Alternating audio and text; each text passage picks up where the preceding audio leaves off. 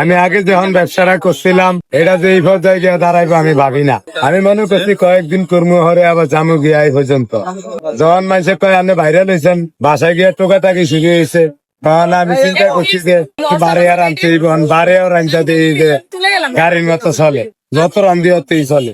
যখন এক পর্যায়ে দিই যে 70-80 হাজার টাকা বেচা হইতাছে, তখন আমি চিন্তা করছি যে এত বেড়ে টিয়া কি আর্মি আল্লাহ বাঁচাইলে 50 জন 100 জন পিঠি খাইতে পারে এরকম তার কিছু হবে। যখন 2 মাস ভাড়া ভরছে খাতায়, তখন আবার সিস্টেম ধরিয়ে লাইছি যে আল্লাহ যদি বাঁচায় আমি যাব থাউম।